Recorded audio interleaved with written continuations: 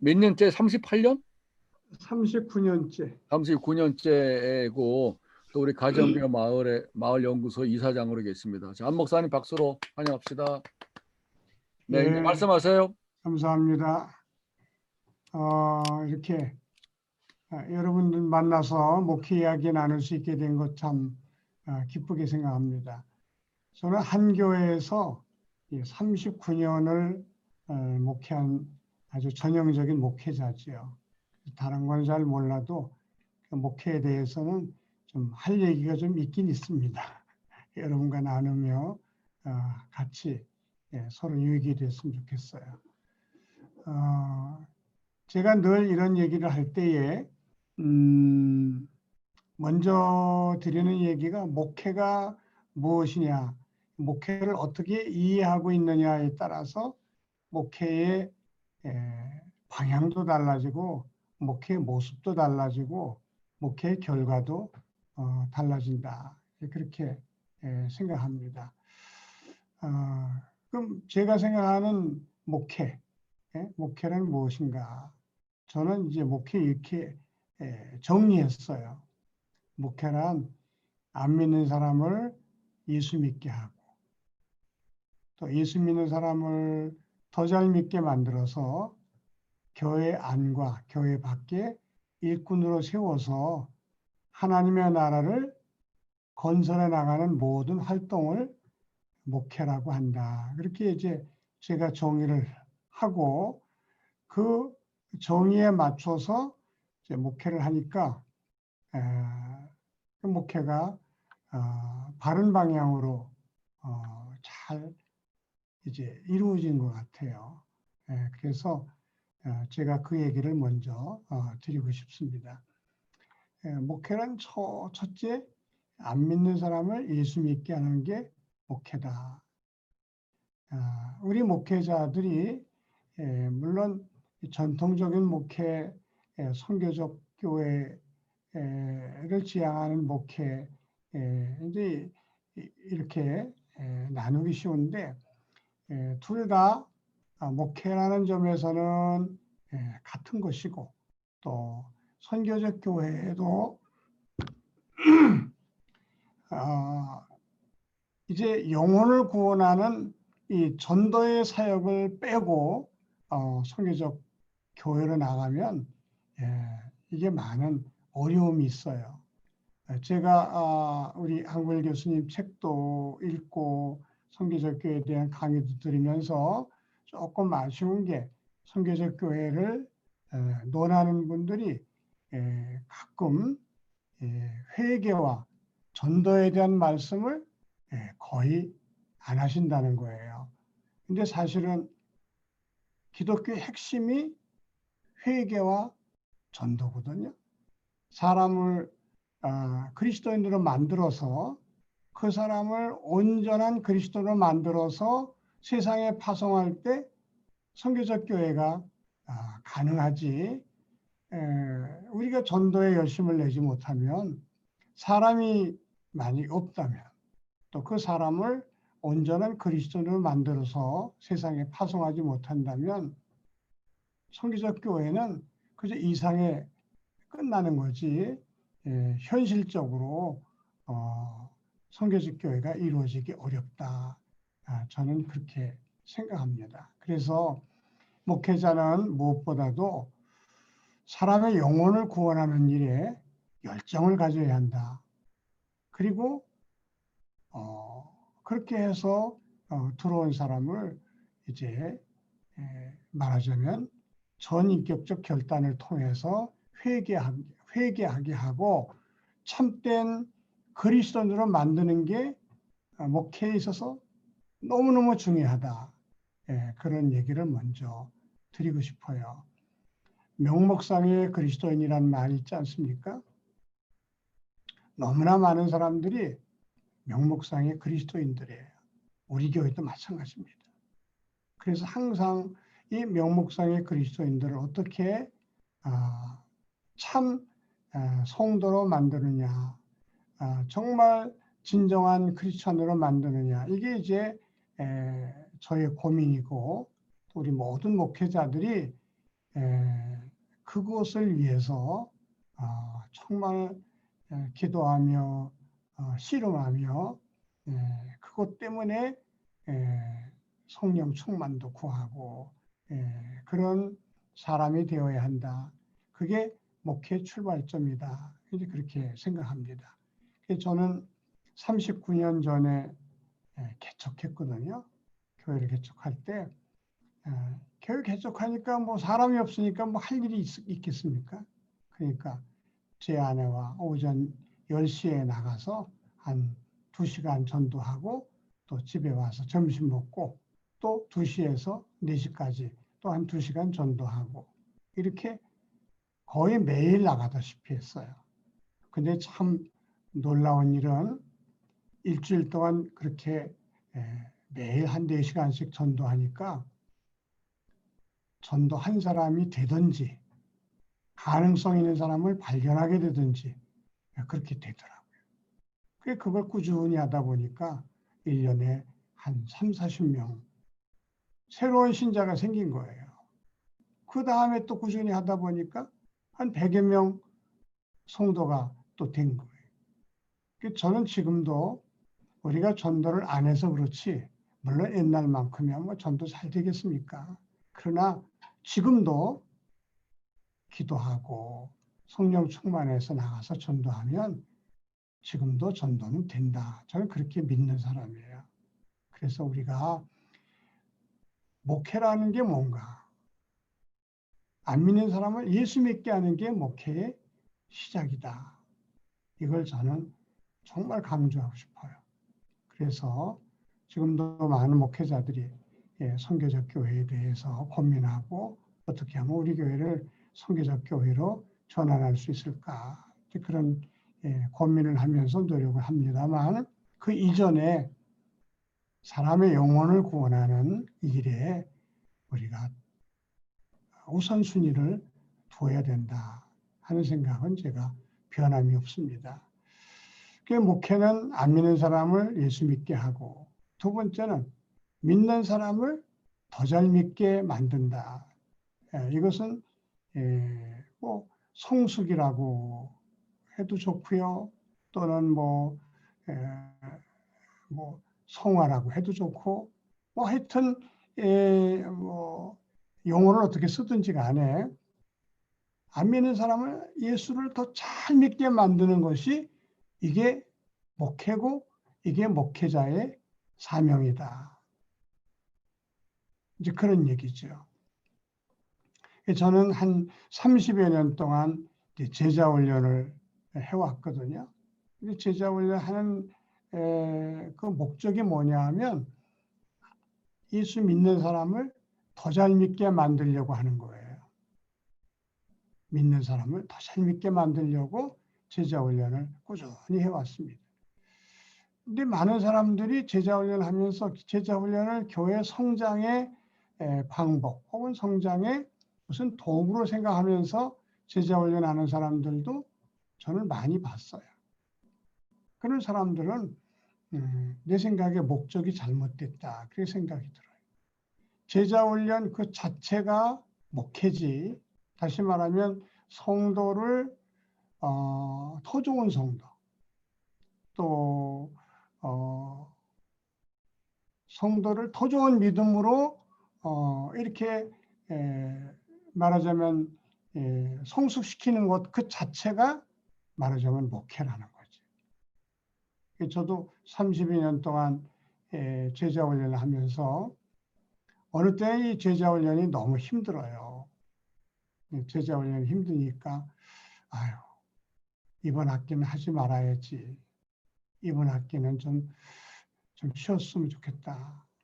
그런 생각을 하다가 기도하면 야, 그 사람을 성도를 성숙시키는 그 일이 목회인데 그거 하기 싫으면 너 목회 그만둬야지. 그런 어떤 성령의 음성을 제가 들으면서 또다시 제자 훈련하고 또 하고 해서 30년 동안 제자 훈련을 제가 해오고 있습니다. 아까 그 한 사람을 소중히 여긴다는 한 교수님의 그 얘기는 그 제자 훈련 때문에 생겨진 이야기예요. 제자 훈련을 하다 보니까 교인이 많지 않고 제가 꾸준히 하다 보니까 신청하는 사람이 없는 거예요, 이제. 그래서 어느 해는 제자 훈련 하겠다고 2명이 신청한 거예요. 이 2명을 가지고 열심히 하는데 또 1명이 사정에 의해서 못 하겠다는 거예요. 1명 남은 겁니다. 사실 목사가 1명 놓고 3개월을 전심전력한다고 하는 것은 어떤 의미에서는 비효율적일 수도 있지 않습니까? 그래서 제가 이거 다음 학기에 하라 그럴까? 아니면 계속 할까? 그런 고민을 하다가 제가 그 문제를 놓고 하나님께 새벽에 기도를 해봤어요. 하나님이 1명밖에 안 남았는데 1명 때문에 제가 3개월을 여기에 전심전력 해야 되겠습니까? 하나님 어떻게 하면 좋습니까? 그랬더니 그때 성령께서 제 마음속에 뭐라고 답을 주셨는가 하면, 얘야, 한 사람만 변해도 세상이 변한단다. 그런 성령의 음성을 제가 듣게 됐습니다. 한 사람만 변해도 세상이 변한다. 그렇구나. 그래, 한 사람이 중요하구나. 그래가지고 한 사람을 놓고 열심히 제자 훈련을 했어요. 3개월 만에 끝나는 제자 훈련인데 끝나는 날 깜짝 놀랐어요, 저도. 그분이 성균관대학교 학생인데 과톱을 할 정도로 아주 공부도 잘하고 똑똑한 사람인데 제자 훈련을 다 끝내자마자 이제 다 끝났습니다. 수고했습니다. 그랬더니 제 앞에 무릎을 다 꿇고는, 목사님, 제가 일생을 하나님 앞에 드리겠습니다. 제가 목사가 되겠습니다. 그러는 거예요. 그분이 아직 이제 예수 믿은 지 얼마 안 됐고 제자훈련 저하고 하면서 처음으로 구원의 확신을 가진 그런 청년인데, 그래서 제가 웃으면서 목사가 되려면 신학교를 가야 되는데 신학교 가려면 세례 받은 지 5년이 지나야 돼요. 아직 세례도 못 받은 사람이 무슨 신학교를 간다고 그래. 그랬더니 제가 5년 후에 신학교 가겠습니다. 그랬더니 정말 5년 후에 신학교를 가고 또 목사가 돼서 선교사로 4, 5년인가 지금 그렇게 열심히 헌신하는 선교사님이 계십니다.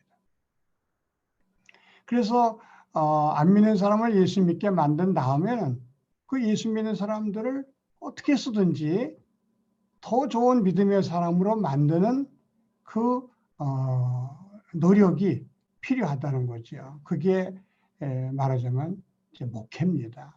그건 교회를 성장시키기 위해서가 아니고 목회의 본질이 그거라는 거죠.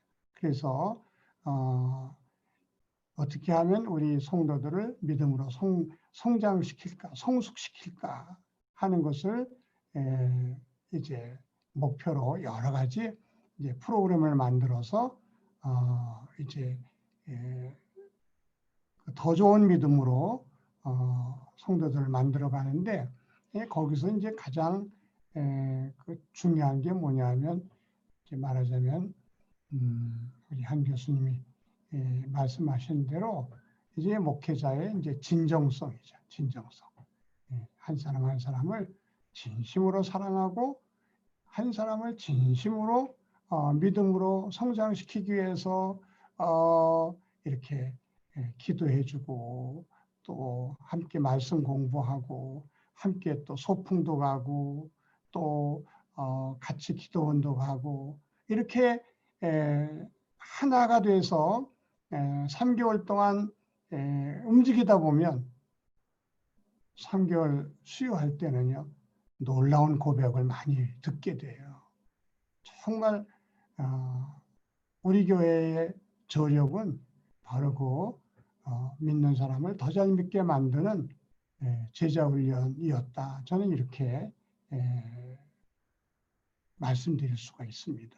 그걸 통해서 뭐 수많은 사람들이 하나님께 헌신하게 됐고 또 새로운 삶을 살게 되었고 이제 그렇습니다.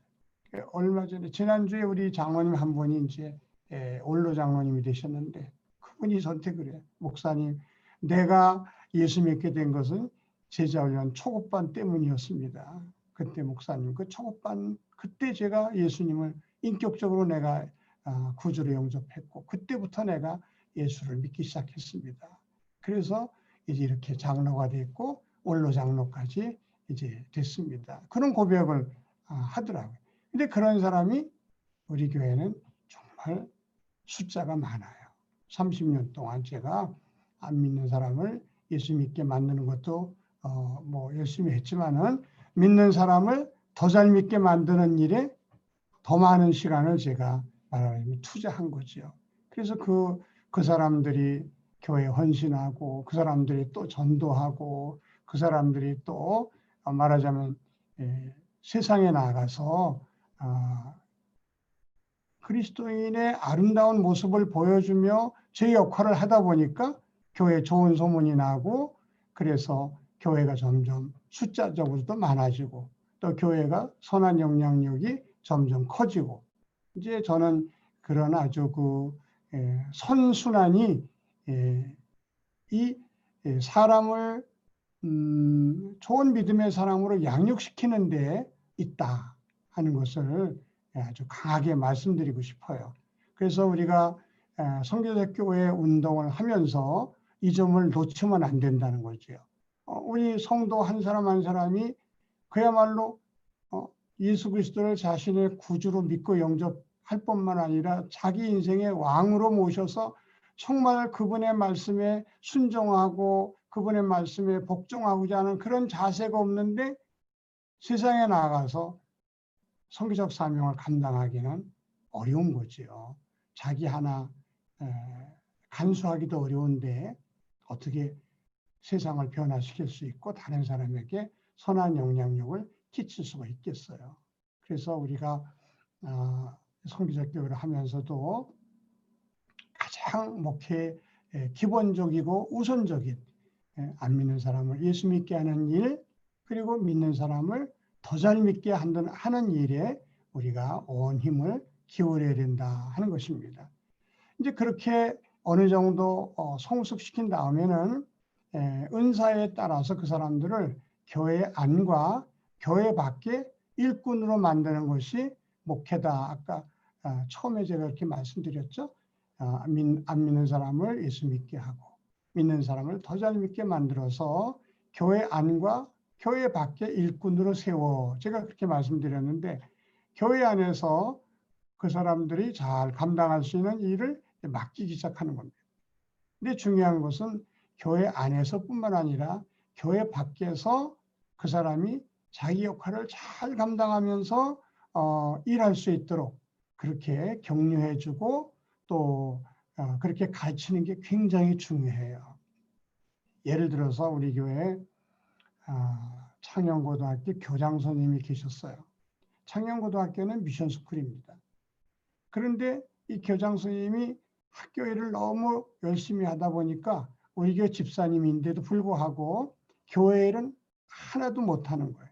그 미션 스쿨인데도 교회 학생들을 학교에 불러다가 공부도 시키고 또 11시 되면 그 학생들과 예배도 드리고 그래요. 그래서 거기에 전심전력하느냐고 우리 교회에서 말하자면 집사 일을 전혀 못하는 거죠. 또 이분이 저한테 와서 그러는 겁니다. 목사님, 저는 소원성교회 집사지만 집사다운 집사가 못 됩니다. 저는 교회를 위해서 아무 일도 못하고 있기 때문에 정말 부끄럽게 짝이 없습니다. 그러는 거예요. 그 제가 그 집사님 무슨 말씀을 그렇게 하셔요? 집사님은 우리 소원성교회가 창현고등학교로 파송한 선교사입니다. 집사님은 그 학교에서 집사님의 최선의 역할을 다함으로 말미암아 많은 선생님들에게 선한 영향력을 끼치고 학생들을 정말 그리스도께로 인도하는 그런 중요한 일을 이제 학교에서 해야 될 뿐인데 왜 그런 말씀하십니까? 학교에서 최선을 다하세요. 거기서 많은 영혼을 구원해 보세요. 우리 교회가 파송한 선교사입니다. 그리고 기도해서 보냈던 이분이 그때부터 그 학교를 위해서 기도하고 선생님들을 전도하고 학생들을 전도하고 그분이 교장을 8년을 하셨는데 처음에는 입학할 때 기독교인이 보통 15%에서 18%라는 거예요. 근데 그분이 너무나 열심히 전도하고 기도하고 아이들을 사랑하고 선생님들을 정말 사랑으로 섬기면서 이렇게 주님께로 인도한 결과 졸업할 때는요 보통 85%에서 87%가 나는 기독교인입니다. 그리고 교회 열심히 다니고 있습니다. 그런 사람으로 이렇게 변화됐다는 거죠. 그래서 목회는 우리 성도가 각 삶의 처소에서 정말 큰 영향력을 발휘하며 그 사람 때문에 예수 믿는 사람이 많아지고 그 사람 때문에 기독교가 칭찬을 들을 수 있는 그런 사람으로 길러내는 일이야말로 이게 목회고 또 이곳이 선교적 교회가 아닌가 그렇게 생각을 합니다. 또 우리 교회 경찰관 몇이 있는데 경찰이 얼마나 힘들어요. 근데도 이분들이 참 그 안에서 선한 영향력을 발휘하는 거예요. 그래서 저한테 그래요. 목사님, 우리 경찰이 정말 예수 잘 믿어야지 경찰이 예수 안 믿으면 경찰 자신이 너무나 잔인해진다는 거예요. 사악해진다는 거예요. 그러면서 정말 경찰에게 얼마나 복음이 필요한지 모르겠다고. 그분은 경찰서에 가는 곳마다 예를 들면 신우회가 처음에 제가 가보면 30명밖에 안 되는데 1년 정도 되면요. 신우회가 100명씩 모여요. 그리고 서장님이 저분은 정말 예수 믿는 사람 답다고 칭찬해 주시고 일도 너무너무 잘하시고 그런다고. 이제 그런 얘기를 들으면 제가 더 격려해 주고 그 경찰서 내에서 선교 활동하는데 교회가 뭐 많이 이제 후원도 하고 지원도 하고 그래요. 하여튼 어떤 직장이든지 간에 거기서 그리스도인의 선한 영향력을 잘 발휘할 수 있도록 계속 이렇게 말씀으로 가르쳐주고 또 격려해주고 그 다음에 잘했다고 칭찬해주고 그러는 겁니다. 제 설교의 많은 부분이 교회 안에서의 모습보다 가정이나 직장에서의 모습이 그 사람의 참신앙의 모습이다. 교회 안에서의 모습 거기에 속으면 안 된다. 장로다, 무슨 권사다. 그게 중요한 게 아니라 가정에서, 직장에서 그 사람이 어떤 모습으로 살아가는가. 그것이 그 사람의 신앙이다. 그러니까 직장 생활 또는 가정 생활 이런 데에서 신앙의 그 힘을 좀 발휘하면서 살자. 그런 내용의 이제 설교를 많이 하죠. 그래서 뭐 예를 들면 설교 제목이 우리는 다 선교사입니다. 뭐 그런 게 이제 그 설교 제목으로 들어가는 거예요. 그래서 교회 안에서의 일꾼도 물론 중요하지만 교회 안에서의 주일날 열심히 일하는 것도 중요하지요. 그러나 그보다 더 중요한 것은 돈 받고 일하는 일, 그게 더 중요하다. 항상 그렇게 강조합니다. 내가 돈 받고 일하는 일이 교회 일보다 훨씬 더 중요하다. 거기서 신앙인의 모습을 보여야지 교회에서 신앙인의 모습 보이는 거 그건 누구나 할 수 있다. 그러나 직장 속에서 삶 현장에서 정말 믿는 자의 모습을 보이면서 살아가는 것이 진정한 그리스도인이다. 그것을 강조하다 보니까 결국 선교적 교회도 사람으로 인하여 이루어지는 것 아닙니까? 그러니까 목회자가 성도 한 사람 한 사람을 교회 안에 일꾼으로 가둬두는 게 아니고 목사의 말에 잘 순종해서 그야말로 충성하는 그런 교인으로 만드는 게 아니라 교회 일은 물론 열심히 해야 되겠지만은 너무 바쁘면 교회 일은 쉬셔도 좋고 또 안 하셔도 좋아요. 그러나 직장에서, 가정에서 우리가 믿는 자의 모습을 보이지 못한다면 그건 예수 헛믿는 겁니다. 그렇게 계속 강조하다 보면 그 사람들을 통해서 선교적 교회로 아름답게 그냥 자연스럽게 넘어가게 된다. 이렇게 생각합니다. 그 다음에 이제 마지막이 하나님이 기뻐하시는 하나님의 나라를 만들어가는 모든 활동을 목회라고 제가 이제 정의를 했습니다. 다시 한번 말씀드리면 안 믿는 사람을 예수 믿게 하고 믿는 사람을 더 잘 믿게 만들어서 교회 안과 교회 밖에 일꾼으로 세워서 하나님이 기뻐하시는 세상을 만들어 나가는 모든 활동이 목회다. 이렇게 정의를 하고 그 정의에 맞춰서 이제 목회를 해 나가는 거죠. 그래서 세상을 아름답게 만드는 일이 이제 만들려면 어떤 일을 해야 되는가? 또 하나님이 기뻐하시는 세상을 만들려면 어떻게 하는가?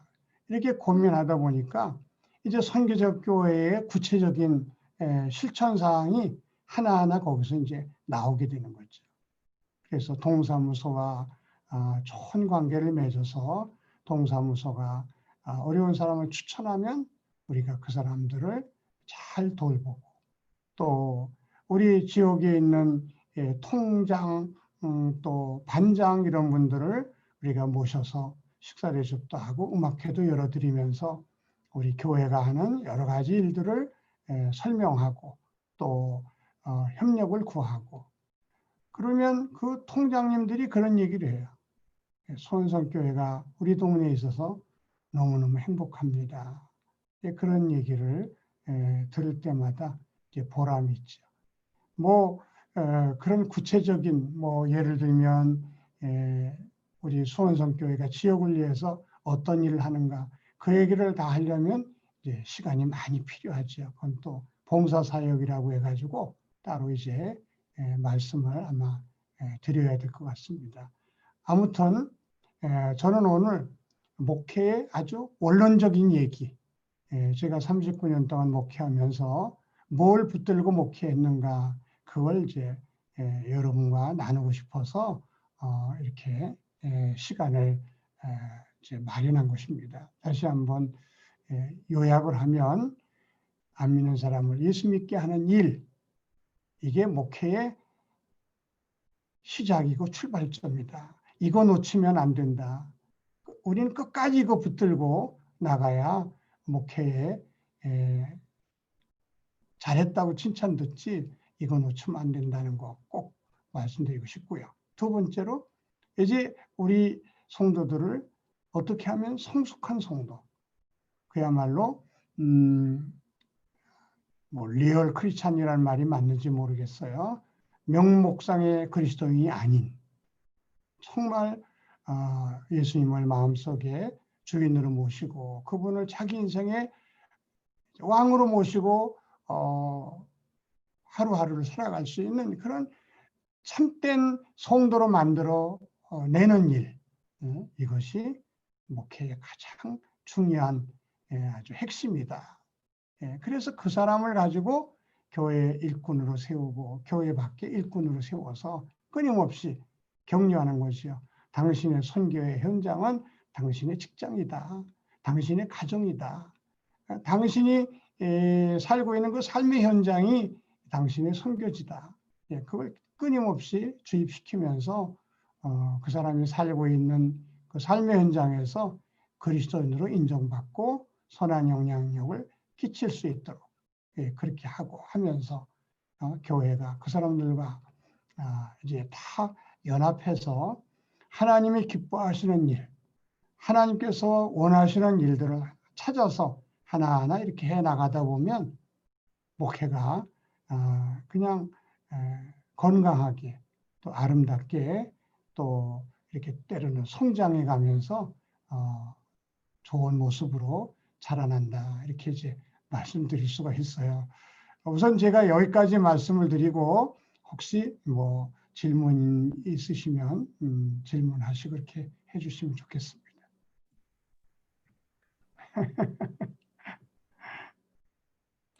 그저 부드럽고 술술술 나와서 밤새도록 얘기를 해야지 될 것 같은데 우리 안 목사님하고 또 밤새도록 얘기할 것도 좀 나중에 기약을 하고 지금 예약을 해놓은 데가 되게 많아요. 네.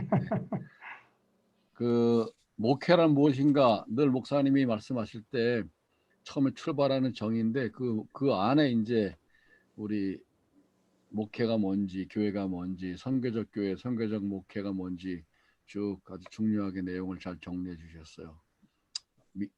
특별히 선교적 교회에서 약점으로 꼽고 있는 이 전도, 구원의 문제를 확실하게 짚고 넘어가고, 특별히 한국 상황은 여전히 안 믿는 사람이 훨씬 더 많은 그런 비기독교 사회인데 이 부분을 무시하고 그 이후에 얘기를 하기가 어렵죠. 그 부분은 네. 안 목사님이 늘 확실하게 강조를 해주시고, 그 다음에 양육을 할 때 다른 교회와의 차이는 교회 안에서의 교인으로서의 양육이 아니라, 물론 교회 안에서의 봉사를 하지만 세상 속에 그리스도인으로 살아가기 위한, 그게 바로 이제 우리가 지향하는 선교적인 그리스도인, 세상 속에서 하나님 나라의 일꾼. 그리고 중요한 부분이 단순히 교회가 아니라 교회에서 하나님 나라를 지향해 나간다는 그런 부분들.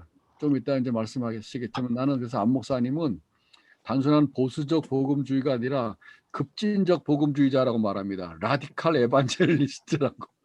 왜냐하면 이제 신앙의 내용은 복음적인데 그 참여하는 내용은 굉장히 보통 진보적인 교회에서도 못하는 행동들을 지금 몇 가지를 하고 계세요. 오늘 말씀 아직 안 하셨지만 좀 이따가 이제 제가 질문해서 말씀을 나누려고 하는데, 우선 여러분들이 들은 거에 대한 소감을 좀 이양재 목사님부터, 그다음에 황희성 목사님은 우리 안 목사님 교회 청년부 출신이고 거기서 쭉 성장해서 지금 이제 개척했지만은 차례대로 한번 얘기해 봅시다. 이양재 목사님 먼저 한번 말씀해 보세요.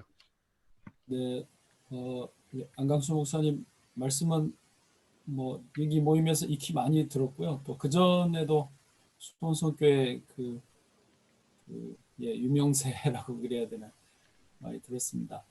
오늘 말씀 감사하고요.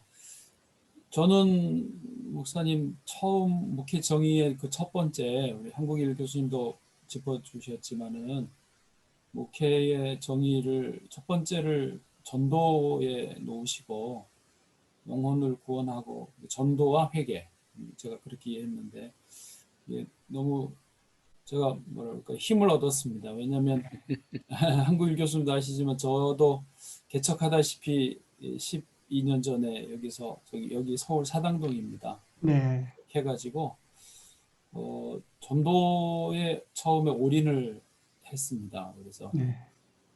교회를 어쨌든 이제 지금까지 왔는데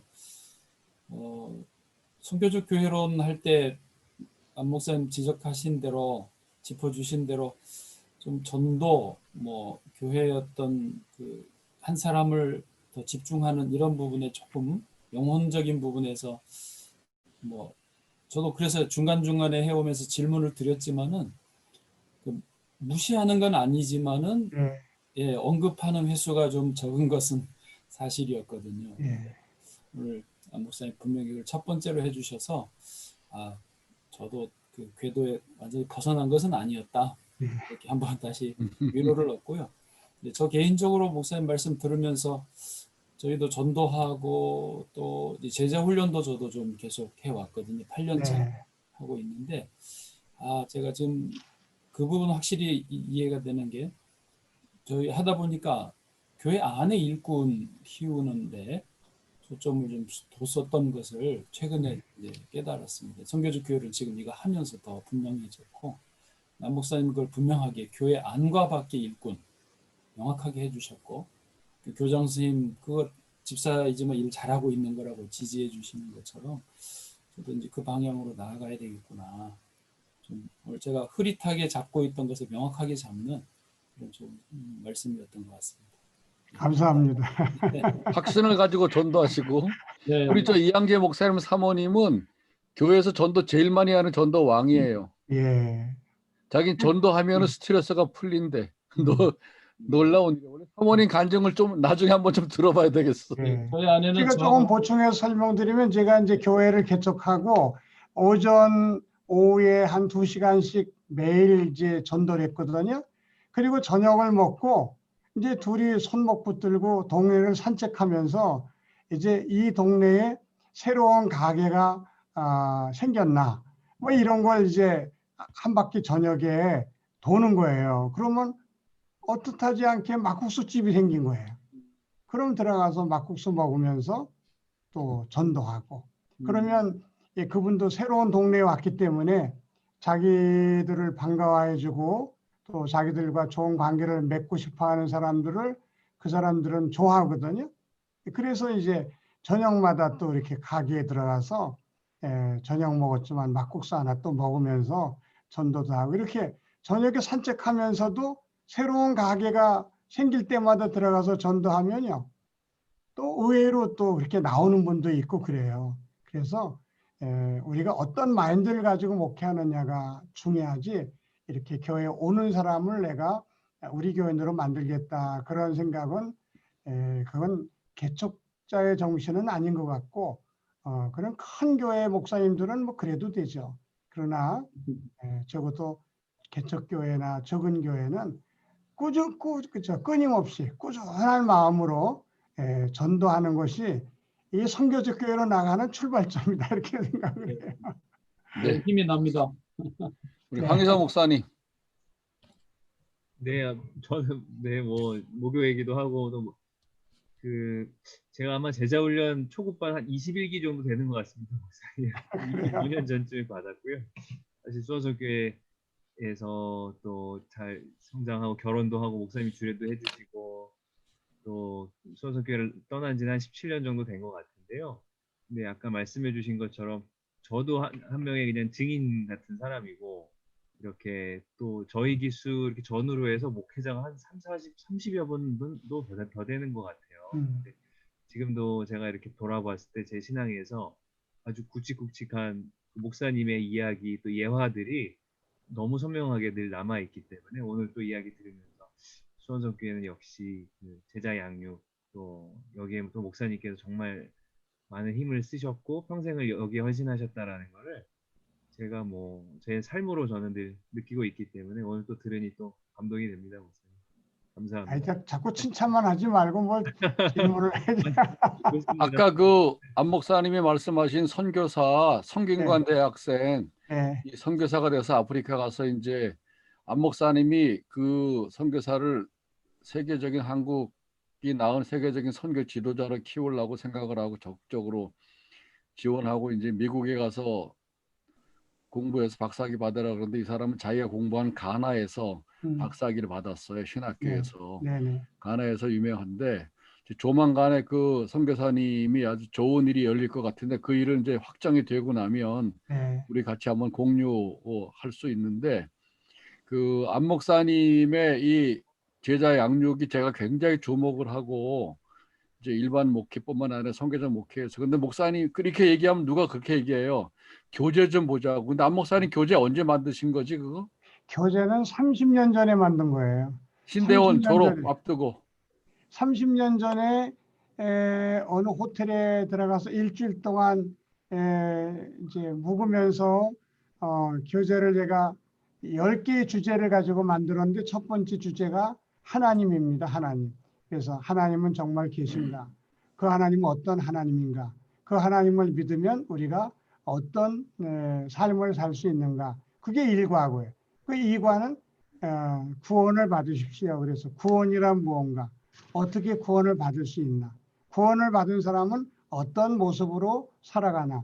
뭐 이제 이렇게 아주 그냥 신앙의 가장 기본적인 거, 그런 것들을 이제 확실하게 짚어주니까 이 구원의 확신을 갖게 되면 3과 4과 할 때 벌써 눈빛이 달라지고요.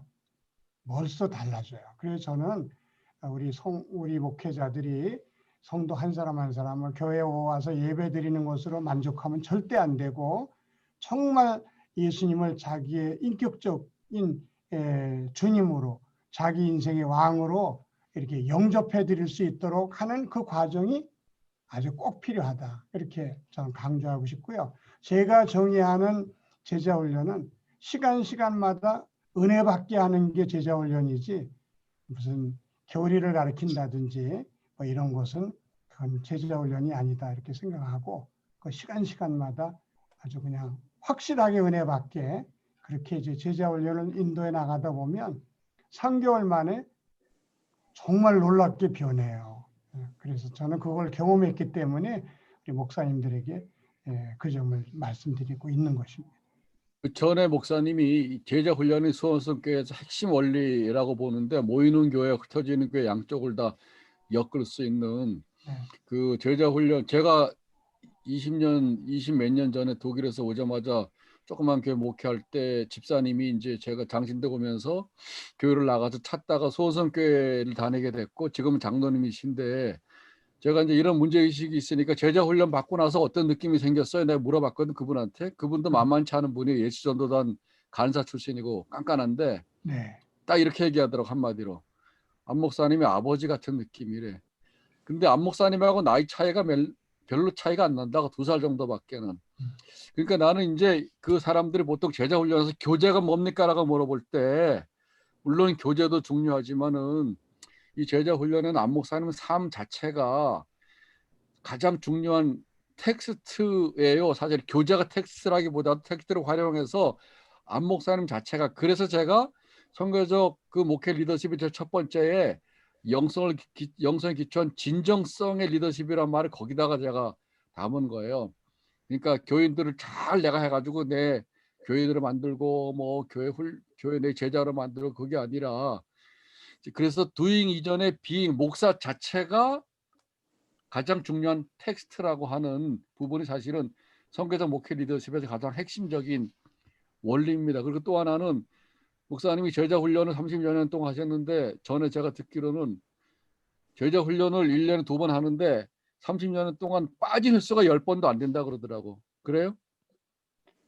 일단 제자원을 시작하면 거기에 거의 뭐 올인하다시피 하는 거죠. 그러니까 예를 들면 3월에 시작해서 3월, 4월, 5월 말이나 6월 초에 끝나거든요. 그때는 뭐 예를 들면 외국 갈 일 있어도 안 가고, 부흥회 오라 그래도 안 가고, 뭐 항상 거기에 올인하다 보니까, 왜냐하면 한 번 빠지면 14일 만에 만나거든요, 그 사람을. 그럼 벌써 이게 안 되는 거예요. 매주 만나서 어떻게 지내느냐 물어보고, 숙제도 점검하고, 이렇게 같이 삶을 나누는 그런 시간이 아니면 이게 안 되는 거예요. 3개월 동안은 그냥 거기에 올인하는 거죠. 그렇게 하니까 이제 거기 들어온 사람들의 삶이 이제 변하더라고요. 한번 거쳐가면 제가 볼 때는 수원성교를 떠나지 않을 것 같아. 그 그러니까 제자 훈련을 거쳐가면. 받은 사람들은, 그러니까 우리 교회 온 지 6개월도 안 되는데도 일단 나하고 제자 훈련을 3개월 받으면요, 자기가 우리 교회 한 3년 다닌 줄 알아. 그만큼 나하고 친해지고, 또 아주 그냥 신앙적으로도 좋아지고 그러더라고요. 네, 이제 이원영 목사님 좀 말씀해 보세요.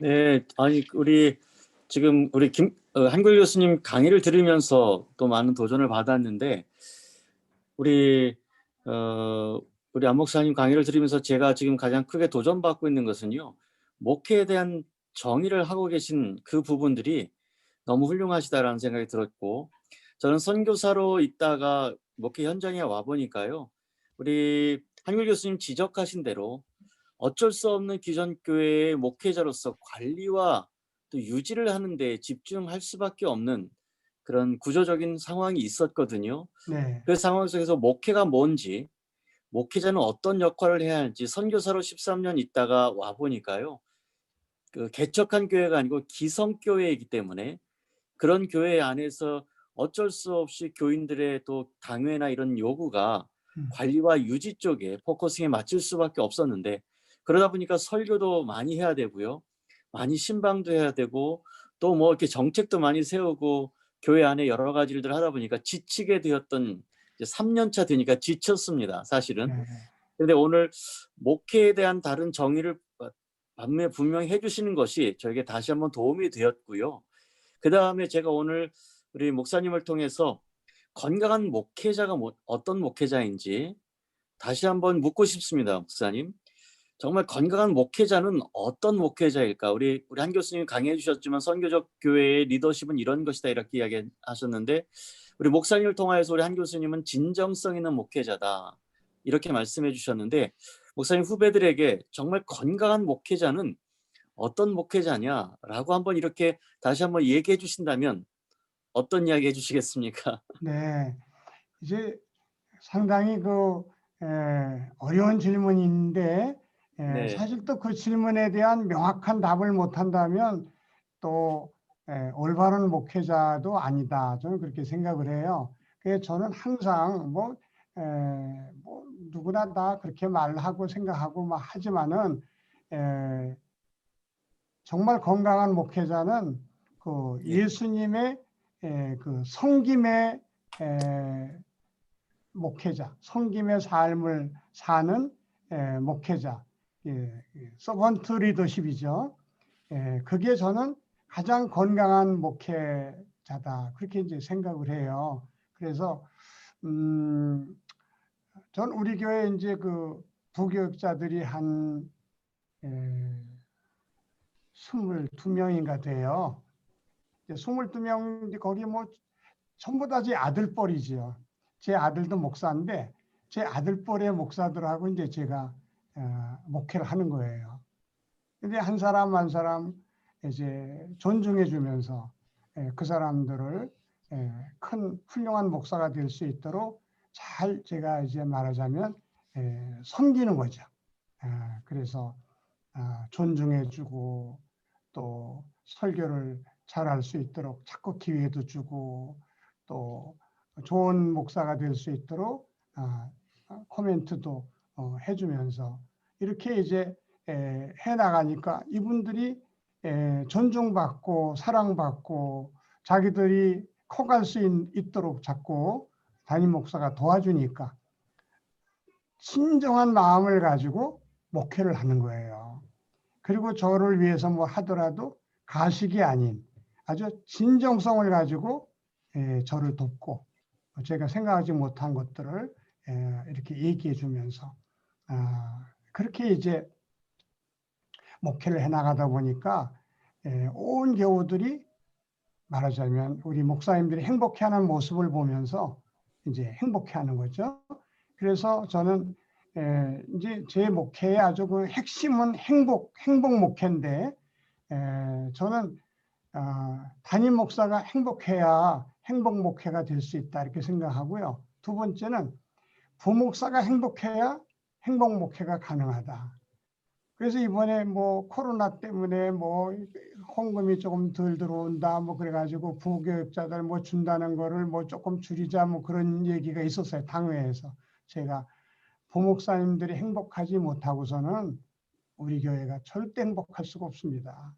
우리 행복 목회를 추구해 나가는 교회인데 돈 몇 푼 가지고 그렇게 그 행복한 마음을 뺏으면 안 됩니다. 이제 그래서 부교육자들을 최선을 다해서 섬겨서 이 사람들이 훌륭한 목사님이 됐으면 좋겠다는 마음으로 이제 계속 잘 이렇게 도와드리고 일을 해나가니까 이게 교회가 그냥 말하자면 행복 바이러스가 이제 퍼져가지고 이게 장로님들에게도 퍼지고 우리 직원들도 항상 직원이 행복해야 교회가 행복한 겁니다. 또 그래가지고 이제 직원들도 잘 섬기고 사실 이게 제가 부탁도 안 했는데 우리 직원 한 사람이 오늘 쉬는 날인데 뜻밖의 와가지고 이거 다 해준 거예요.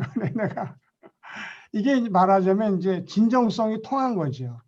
제가 그 진정으로 사랑해주고 아껴주고 직원 한 사람 한 사람을 섬겨주니까 그 사람도 마음을 다해서 저를 섬겨주는 거예요. 예, 그래서 저는 예수님의 그 섬김의 모습, 섬김의 삶, 섬김의 목회, 예, 그게 목회자의 가장 건강한 모습이 아닌가 이렇게 생각합니다. 어떻게 보면 감사합니다. 젊은 목회자, 다음 세대 목회자들을 세워주는 목회에다가 굉장히 역점을 두고 있어요. 예, 부목사님들이 큰 교회인데 주일날 완전히 오후 예배까지 설교를 하게 합니다. 돌아가면서. 제가 어느 날 갔는데 젊은 목사가 사회적 아픔을 치유하는 무슨 모성애적 뭐 목회라고 엄청 제목이 길어 다 못 외울 정도로. 근데 누가 그러더라. 그 제목이 짧은 편이라고. 근데 다른 교회에서는 그런 제목으로 설교조차도 못 하거든. 그러니까 부목사들이 굉장히 주체적이고 자율적으로 활동을 하고 또 안 목사님과 동력을 하고, 그래서 다음 세대, 여기 지금 목사님 교회는 교회 학교도 한 1,300명 돼요. 이제 그 다음 세대도 아주 굉장히 많이 주목하는 부분인데 이 교회 연구할 부분이 많은데, 어쨌든 또 젊은 우리 오준환 목사님 어떤 소감이 있으신지. 아, 네. 역시 한 사람의 리더십과 또 이제 영향력이 교회와 또 사회를 바꾼다는 게 다시 한번 또 하나님께 주신 목회자의 자리가 얼마나 중요한지, 또 그 영향이 얼마나 큰 건지 다시 한번 생각하고 또 좋은 말씀을 많이 들은 것 같습니다. 좀 후배 목사로서 그냥 편하게 여쭤보면 몇 가지 여쭤보면 이제 목회 현장에 가보니까 나이가 깡패라고 아무리 젊은 목회자가 섬기려고 해도 이게 섬김의 모습이 아니라 당연히 나이가 어리기 때문에 섬겨야 된다는 그런 이제 현실적인 문제가 많이 오게 되는 것 같습니다. 목사님께서 미리 이제 일찍 개척하시고 목회를 하셨다고 하시니까 그런 것들을 다 경험하셨을 것 같으신데, 그러한 이제 현장에서 나이에 대한 이제 리더십과 목회자에 대한 문제 어떻게 극복하시는지, 또 행복한 목회, 저도 이제 똑같이 행복한 목회하고 싶은데 네, 담임 목사가 행복하기 위해서 좀 어떠한 노력들을 하시고 또 어떻게 경건 생활들과 이제 신앙 생활들을 유지하시기 위해서 노력하시는지, 그런 부분들을 좀 듣고 싶습니다. 네. 그 섬김의 목회는 뭐 나이가 많고 적고가 아무 문제가 안 돼요. 제가 예를 들면 32살 때 교회를 개척했는데 그때 이제 봉고차 타고 다니면서 신방도 하고 뭐 전도도 하고 이제 그러는데, 뭐 제가 교육자가 저 혼자니까 혼자 운전을 하지 않습니까? 그러면 이제 이미 예수 믿던 사람들이 우리 교회에 와가지고 그분들이 이제 신방대원도 되고 전도대원도 되고 그러는 거예요. 그럼 이제 봉고차를 타고 어디 가서 이제 내리면 제가 가만히 계세요. 움직이지 마세요. 그리고 내가 내려서 문을 열고 한 사람 한 사람 손을 붙들어 주고 이렇게 내려요. 이제 젊어서부터 나는 그게 습관이 돼가지고 이렇게 하면은 그분들이 자기들끼리 그런 얘기를 했다는 거예요. 어떤 목회자가 이렇게 봉고차에서 내릴 때마다 손을 잡아 주는 사람이 있냐. 진짜 우리 목사님 너무 좋으신 분이다. 뭐 이런 식으로 이제 자기들끼리 얘기를 한다는 거예요. 근데 그게 이제 제 자랑 같아서 참 말씀드리기가 뭐합니다만, 이 섬김의 그, 그 자세라고 할까? 그런 게 이제 몸에 뱄다고 볼 수가 있죠. 예. 그리고 이제 교회 안에서도 뭐 수많은 사람이 왔다 갔다 하고 아이들도 왔다 갔다 하지만 항상 제가 먼저 인사합니다. 먼저. 뭐 누구를 보든 제가 먼저 인사하고, 또 뭐 성도들이 조금이라도 뭐 아무리 어려운 부탁을 해도 저는 안 됩니다 그런 말을 해본 적이 없어요.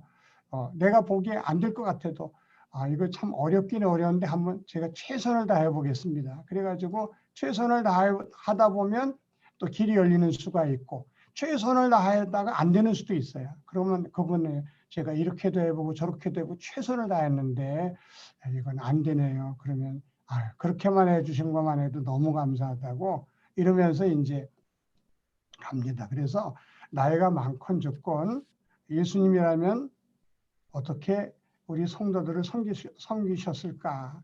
예. 그러니까 항상 뭐 예를 들면 목회 드라이브를 걸어서 막 성도들을 힘들게 하고, 또 우리 나이 또래 목회자들 중에서는요 성도들은 놀리면 안 돼, 돌려야지. 그냥 뭐 그래가지고 뭐 제자원도 시키고 뭐 또 모두 하고 막 그런 사람도 있어요.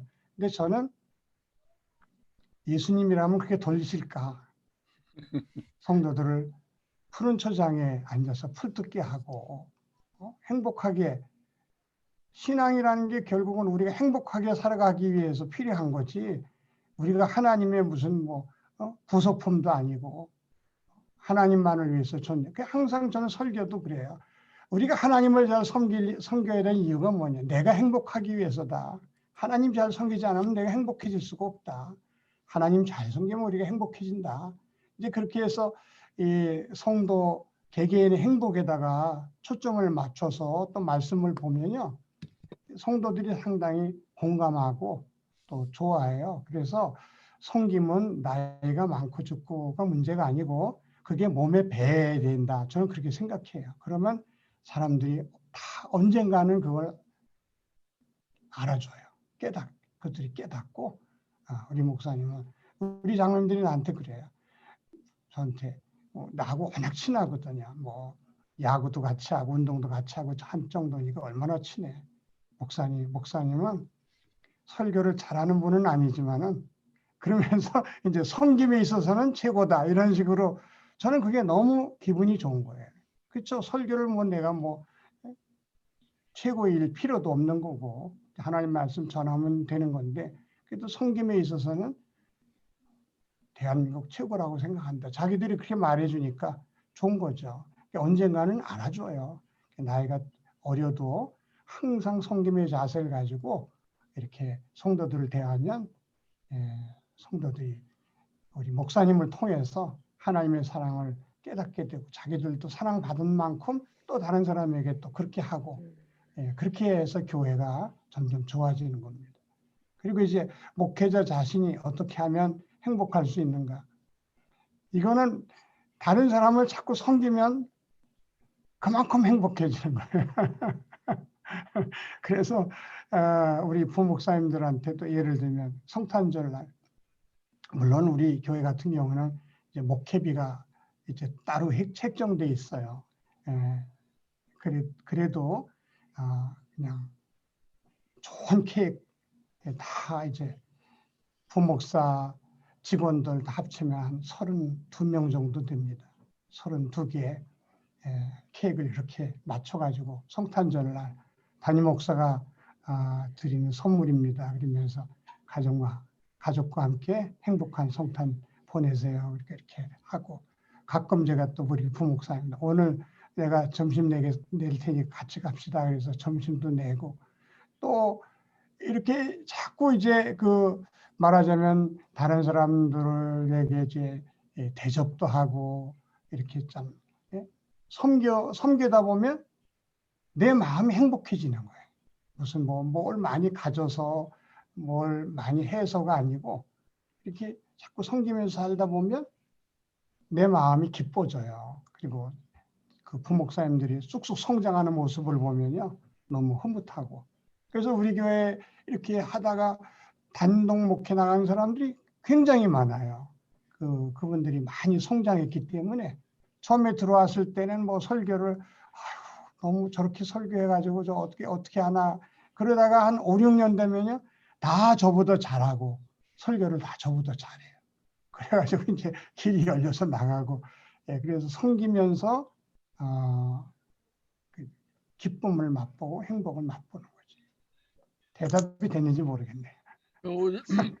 우리 오 목사님은 젊으니까 섬김은 어른들이 당연한 거로 여기고, 또 나이가 젊으니까 오히려 섬김을 강요당하는 것처럼 보일 때도 많기 때문에 당연히 섬기긴 섬기는데 그게 행복하지는 않은 거지. 어쨌든 섬길 때 대우가 어쨌든 간에 섬기는 것 자체가 우리가 해야 될 일이니까. 그렇죠. 그러니까 내가 이건 뭐 저 사람들이 나를 오히려 부리는 거 아닌가 뭐 이렇게 생각할 수도 있죠. 어떻게 생각하든지 간에 그건 그 사람들 생각이고, 그렇지. 우리는 그냥 주님을 본받아서 그죠? 평생 섬기며 삶을 살겠다, 그런 마음 가지고 이렇게 하다 보면 교회에서 조금 섭섭하게 해도 그게 섭섭하지가 않아요. 난 섬기는 사람인데 뭐 섬기는 사람인데 그 정도 해주면 잘해주는 거지 뭐 이런 식으로 이제 이해가 되는 거지. 네, 섬김 자체의 목적이 있습니다. 이진혜 목사님은 지금 잘 연결이 안 돼서 왔다 갔다 하는데 어땠어요? 소감 좀 말씀해 보시고. 우리 저 양주에서 세움교회 목회합니다. 말씀해 보세요. 음소거 제거하고. 예. 아, 네네.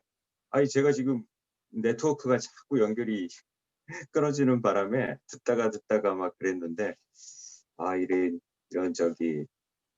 어마어마한 목회 어떤 귀한 말씀을 이렇게 막 놓치고 그래가지고 제가 너무 안타깝네요. 근데 녹화된 거 다시 들으시면 돼. 녹화된 거. 네네. 근데 정말 지금까지 우리가 선교적 목회적인 방법론적인 부분을 봤다면 목회의 정말 본질적인 부분을 많이 깨우쳐 주시고 또 알게 해주셔서 정말 이렇게 좋은 멘토, 제가 이제 목회를 많이 안 했지만은 빨리 이렇게 좋은 목사님을 만나서 좀 배웠으면 정말 더 잘할 수 있지 않았을까 하는 생각을 해보게 됩니다. 뭐 제가 또 막 끊어서 들어가시고요. 제가 다시 한번 좀 듣고 질문을 다음에 만나서 좀 해보고 싶습니다. 네, 그러세요. 좋습니다. 우리 네. 안 목사님은 이제 가정개마을연구소에서 계속 멘토 역할 하실 거예요. 은퇴하셔도 젊은 목사들을 중심으로 해서 네. 멘토 역할에서 잘 질문하고 안내도 해주고 갈비도 사주면서 멘토 하실 거기 때문에 기대하시기 네. 바랍니다. 정말 많이 묻고 싶은데 정말 그래요. 네, 또 다음에 나중에 또 기회도 있고 많이 그러니까. 물어보셔요. 이제. 예, 네네, 그러겠습니다. 네. 네. 조은하 교수님 말씀 좀 해주세요. 네, 그 목사님 늘 뵙고 또 말씀도 들으면 그 아까 어떤 성도님이 그 이제 아버지 같다라고 말씀하실 것처럼 그런 느낌을 늘 갖게 해주시고 또 그 돈 받고 일하는 데 가서 열심히 일해라 하는 그 말씀이 성도들로 하여금 정말 교회가 집과 같이 느껴지는 그러한 그 마음가짐을 갖게 할 것 같아요. 뿐만 아니라 제가 목사님 그 토지공 개념 그 설교가 페이스북에서 젊은 사람들에게 굉장히 새로운 도전을 주었죠. 목사님께서 해주시는 그 토지공 개념의 이야기들이 사실은 우리 사회에 지금 굉장히 어렵게 엮어져 있는 부익부, 빈익분의 문제, 그다음에 뭐 노동의 가치에 대한 문제, 또 부동산의 문제, 이런 것들을 우리가 적어도 기독교인이면 그런 마음을 가지고 산다면 나 한 사람 한 사람부터가 좀 삶의 자리에서 막 투기하지 않고 살아갈 수 있는 그런 어떤 이 선들을 기독교적 가치 위에서 세워준다라는 생각을 하고 저도 그 설교 페이스북에서 한참 많이 이야기 될 때 들으면서 크게 감동을 받은 적이 있습니다. 그리고 또 목사님 뵈면 굉장히 복음적인 그런 그 기초 위에서 전도와 회개 이런 말씀을 중요시하시면서 동시에 사회 선교사라든지 아니면 지난번에 봉헌하신 그 사회봉사관 이런 부분들을 보면요, 굉장히 이렇게 좀 앞서 나가시면서 그야말로 이 사회와 마을과 또 삶의 자리에서의 그러한 그 선교적 삶을 가르쳐주고 계신데 목사님이 어떻게 그렇게 그것들의 조화를 이루어 나가시는지 좀 궁금했습니다. 복음적인 신앙과 토지 네, 공개념. 그거는 이제 처음에 제가 목회의 본질 또 목회의 목적, 목회란 무엇인가를 말씀드릴 때 이미 이제 들어가 있던 내용인데 안 믿는 사람을 믿게 하고 믿는 사람을 더 잘 믿게 만들어서 교회 안과 교회 밖의 일꾼으로 세워서 하나님이 기뻐하시는 세상을 만들어가는 모든 활동을 목회라고 한다, 목회라고 본다. 이렇게 이제 정의하는 그 정의 맨 마지막 부분에 하나님이 기뻐하시는 세상을 만드는 일, 이제 그게 무슨 예를 들면 사회 선교사를 만들어서 화송한다든지 또는 사회 봉사관을 지어서 지역사회 주민들을 섬긴다든지 또는 시에서 위탁받은 시설들을 그것도 꽤 돈이 많이 들어가요. 그렇지만은 지역의 어르신들을 행복하게 주는 것을 하나님이 기뻐하실 거다. 그래서 이제 그 일을 하고 또 세월호 유족들을 찾아가는 것도 하나님께서 이 일을 기뻐하실 거다.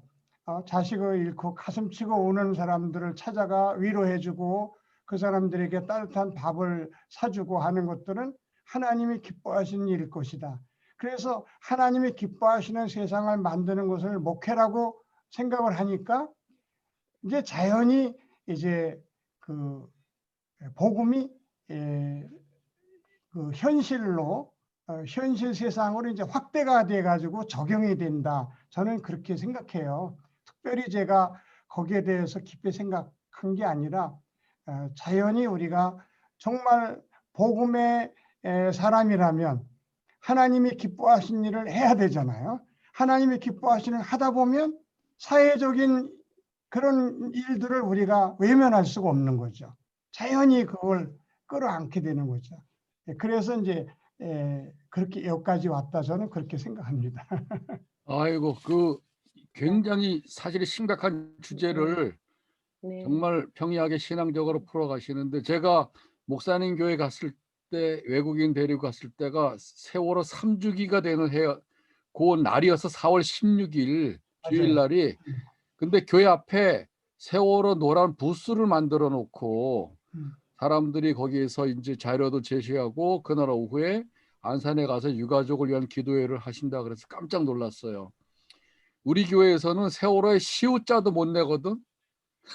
대부분의 교인들이 보수적이라 이상하게 세월호 사건을 이 보수 정권, 진보 정권으로 이해를 하면서 이제 그 말을 꺼내지도 못하게 하는데, 이게 작은 교회도 아니고 큰 교회고 진보적 교회도 아니고 복음적인 교회인데 그거를 하는 걸 보고 깜짝 놀랐어요. 근데 그 나름대로 목사님의 분명한 소신이 있어요. 그거 좀 말씀해 주세요. 그거하고 사회 선교사 제도, 이것도 다른 교회는 없는 부분인데 사회 선교사 제도하고 두 가지를 좀 말씀해 주세요. 사회 선교사 제도 먼저 말씀드리면 우리가 교회가 세상을 하나님이 기뻐하시는 아름다운 세상으로 만들어가야 할 책임이 교회에 있거든요. 그러니까 교회는 뭐 예를 들면 이주 노동자들에 대한 관심도 가져야 되고 미혼모에 대한 관심도 가져야 되고 또는 무슨 비정규직에 대해서도 뭐 여러 분야에 관여를 해야 되는데 교회는 한계가 있어요.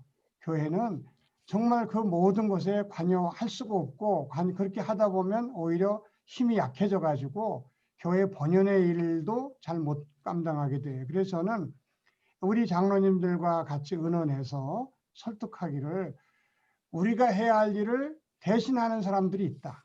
이주 노동자들을 위해서 헌신하는 사람들이 있고 또 비정규직 문제를 가지고 평생 씨름하는 사람도 있고 또 토지 문제 가지고 그냥 저렇게 힘들게 싸우는 사람들도 있다. 우리가 그 일을 해야 되는데 우리 대신 그 사람들이 그 일을 하니까 우리는 그들의 응원군이 되어주자. 그들의 편이 되어주자. 그래서 그들을 격려해주고 그들에게 생활비 일부를 좀 대주고 이렇게 하면서 그 전문가들이 그 하는 일을 전문적으로 잘할 수 있도록 우리가 뒤에서 후원하는데 그냥 후원하면 또 힘이 없으니까 그 사람들을 우리가 세상에 파송한 선교사라고 생각하고 사회 선교사다 이런 이름을 붙여주자. 그래가지고 다 교회적으로 동의가 돼가지고 그분들을 지금 7분인데 사회 선교사라는 이름을 붙여서 우리가 생활비 일부를 후원하고 또 그들이 무슨 프로젝트를 하는데 갑자기 돈이 많이 들어가면 우리가 적당한 정도로 후원도 하고 이렇게 하면서 이제 세상을 아름답게 만들어 가는 일의 한 방법으로 사회 선교사 제도를 이제 만든 거죠. 또 그 세월호는 우리가 정치적으로나 또는 뭐 진영으로 접근하다 보면 이건 뭐 불에 기름 붓는 거지요. 그래서 절대 그렇게 접근하면 안 되고 항상 목회적인 접근이지요. 자, 자식을 잃고 눈물 짓고 있는 사람, 하나님이 위로해 주기를 간절히 바라고 있지 않겠냐. 내 자식이 죽어서 지금 앞이 보이지 않을 만큼 아파하면서 우는데 그런 사람 찾아가 어깨 두들겨주고 기도해 주지 못한다면 그게 교회냐? 그게 성도냐? 우리는 자도 아니고 우도 아니다. 다만 자식을 잃고 울고 있는 그 사람들 위로해 주러 가자. 그렇게 이제 목회적인 접근으로 접근하다 보니까 거기에 이의를 제기할 사람은 한 사람도 없는 거예요. 아니 자식을 잃고 우는 사람 위로해 주러 가자 하는데 반대입니다. 그런 사람이 어디 있어요? 그런 사람은 기독교인으로 있을 수가 없는 거지. 그래서 이제 그렇게 목회적인 접근을 통해서 온 교우들이 그래 그 사람들 우리가 위로해야지, 기도해 줘야지. 그래가지고 가서 예배 드려주고 또 자식 잃어버렸다고 그 사람들이 맛있는 것도 안 먹으려고 그래요. 그래가지고 가보니까 다들 몸이 건강이 안 좋은 거예요. 그래서 아니다. 정말 이 일을 위해서 계속 싸우려면 건강이 필요하니까 우리 잘 먹으러 가자. 그래가지고 맛있는 거 비싼 거 대접해드리고 그러니까 그렇게 고마워하더라고요. 그래서 세월호 그런 사건도 항상 성경적으로 또는 목회적으로 접근하다 보면 교인들의 저항도 그렇게 많지 않고 물론 그러면서도 속으로 안 좋아하는 사람도 뭐 전혀 없는 건 아니에요. 그렇지만은 또 설득하면 그 사람들이 또 제 말이 옳다고 교회는 그래야지요. 또 그러더라고요. 그래서 이제 또 온 교우와 함께 세월호 그 부모들을 품을 수가 있었죠. 우리 목사님의 목회 철학이 영혼 구원을 강조하지만 영혼 구원이 목적이 아니라 영혼 구원이 시작이고 그렇죠. 그리고 궁극적인 목표가 하나님 나라를 이루어 가기 위해서 세상을 아름답게 만들어 간다는 것. 그렇죠. 이게 이제 이쪽 부분은 주로 진보가 얘기하고 영혼 구원은 주로 보수가 말하는데 이게 한 목사님의 목회와 교회 안에서 같이 들어있다는 게 사실은 우리 젊은 목사들과 신학도들한테는 굉장히 희망적이에요. 왜냐하면 우리는 늘 양자택일이었거든. 늘 둘이 싸우고.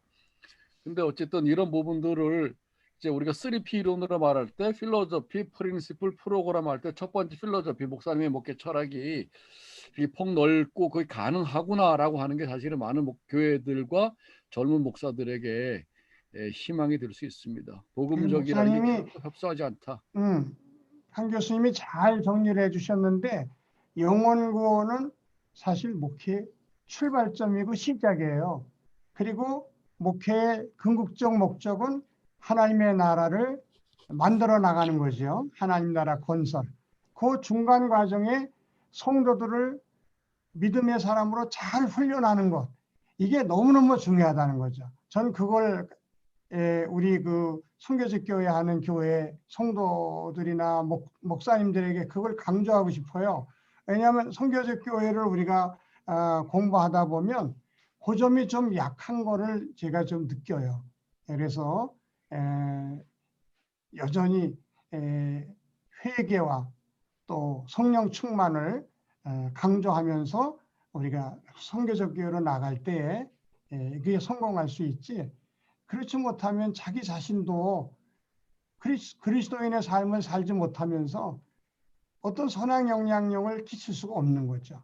목회자는 항상 성도들을 정말 온전한 믿음의 사람으로 키우기 위해서 몸부림치면서 선교적 교회를 지향할 때 이게 성공할 수 있다. 저는 그렇게 이제 확신해요. 한국 교회 안에는 거의 한 80, 90%가 아주 보수적이고 10% 정도의 진보가 있는데 목사님의 사회 참여의 관점은 정치가 아니라 목회적이라고 하는 부분이 참 중요한 것 같고 우리 목사님 교회에 제 매제가 다니는데 여기는 독일에서 완전히 막스와 엥겔스를 그냥 제대로 독일어를 공부한 좌파 중에 좌파가 있어요. 한신대 교수 출신이고 그런데 이 교회 지금 다니면서 목사님의 설교를 듣고 은혜를 받고 동생이랑 같이 동생은 반주하고 있는데 오래되진 않았지만은 그러니까 그 사회에 참여해서 정말 가장 라디칼한 그 세월호와 그다음에 원래 라디칼하지 않지만 라디칼하게 만들어진 거고 사회 여론이 그다음에 토지 공개념은 문재인 정권에 어떻게 보면 처음 들어올 때 이제 그 상징적인 부분인데 그것까지도 설교에서 얘기할 정도니까 사실은 아무리 진보적인 교회라 그래도 두 가지를 잘 못 다루는데 목사님은 목회적 차원에서 다루니까 이제 물론 이제 교회에서 소화할 수 있다는 부분이 우리에게는 굉장히 희망이 됩니다. 아, 이게 폭넓은 목회가 개교회에서 가능하구나. 그거는 영혼 구원을 아주 강조하고 그걸 위해서 전도하면서 목적이 아니라 출발로 들어가서 하나님 나라와 하나님 기뻐하시는 세상을 만든다.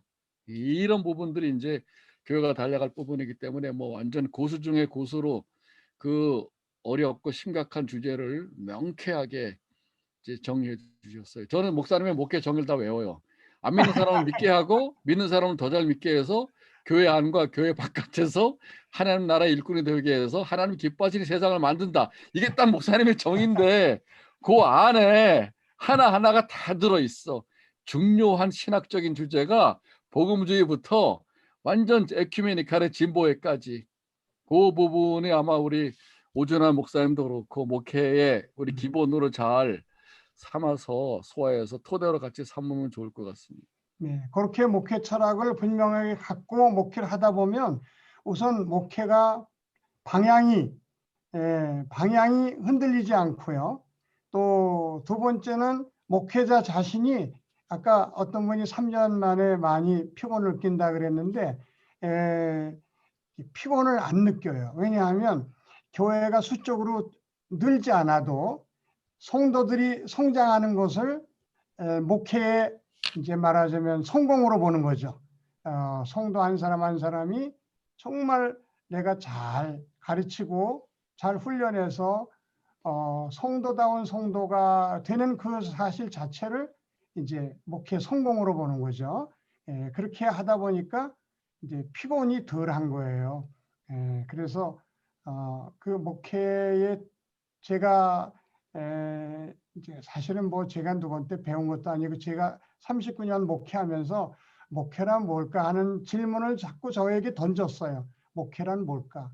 목회란 도대체 뭔데 내가 평생 이 일에 헌신하는 걸까? 이렇게 하다가 제가 만들어낸 게 이제 그 목회 말하자면 정의지요. 안 믿는 사람 믿게 하고 믿는 사람 더 잘 믿게 만들어서 교회 안과 교회 밖에 일꾼으로 세워서 하나님이 기뻐하시는 세상을 만들어 나가는 모든 활동을 목회라고 한다. 이렇게 딱 정의를 하고 거기에 맞춰서 여기에 관계되는 일은 열심히 하고 여기에 관계 안 되는 일은 그냥 하는 동 마는 동 하고 이렇게 하면은 목회가 건강해지고 또 한눈을 안 팔게 되는 거예요. 예를 들면 무슨 뭐 정치, 교회 정치도 있잖아요. 노예 정치도 있고 총회 정치도 있고 이제 그런 거는 여기 말하자면 목회 정이 안 들어가잖아요. 그런 거는 그러니까 그런 거는 그저 대충 하고 이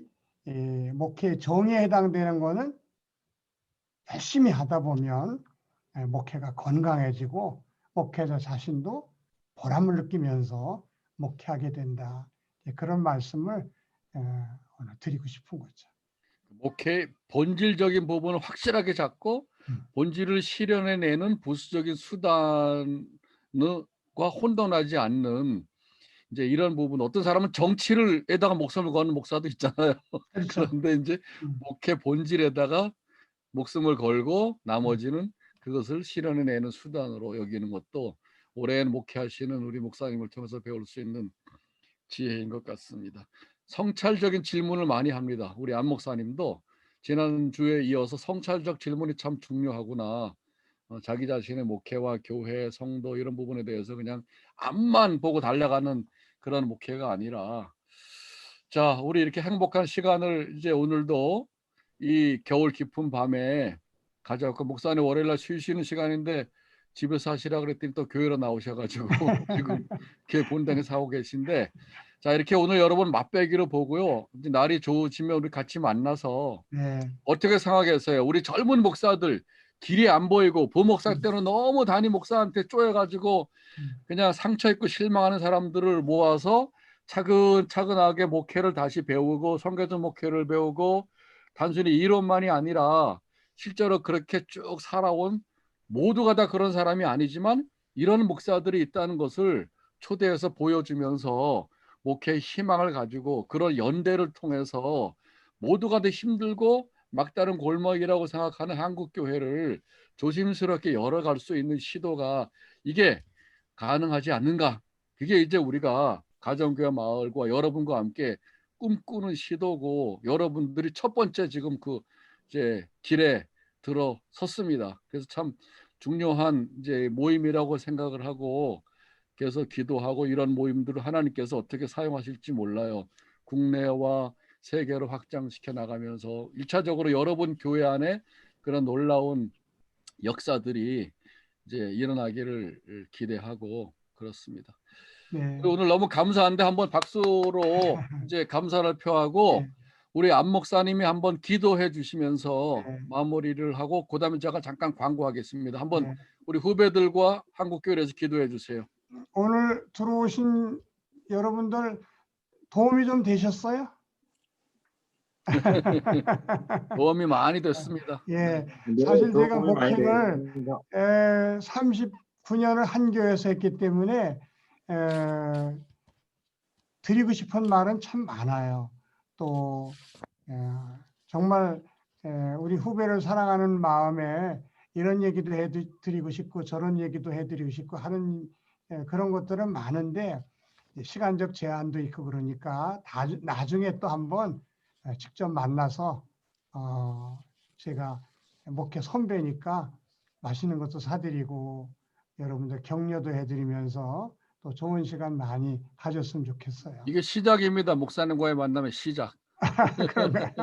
네, 제가 기도해 잠깐 주세요. 기도할게요. 네. 네. 하나님 아버지 감사합니다. 이렇게 화상으로나마 목회에 대한 이야기를 나누며 서로 은혜 받고 또 도움을 받게 하시니 고맙고 감사합니다. 코로나 시대에 어려운 목회를 하고 계신 우리 모든 목사님들 하나님께서 은혜 주시고 또 도와주시고 함께해 주셔서 너무 피곤하거나 낙심하지 않도록 은총을 베풀어 주시옵소서. 우리 목회자들이 뭐 하는 사람이고 또 목회란 무엇인가를 잘 깨달아 이제 바른 목회를 함으로 목회자도 교회도 건강해지고 또 늘 보람을 느끼면서 행복하게 목회할 수 있는 우리 목회자님들과 교회가 되게 하여 주시옵소서. 아멘. 가정아 모든 회원들 기억해 주시고 우리 한 목사님을 통해서 선교적 교회를 잘 배워서 교회가 성도가 세상을 조금씩 바꿔나가는 그런 복된 교회, 복된 성도님들 다 되게 하여 주시옵소서. 아멘. 감사드리고 예수님의 이름으로 기도하옵나이다. 아멘. 아멘. 감사합니다.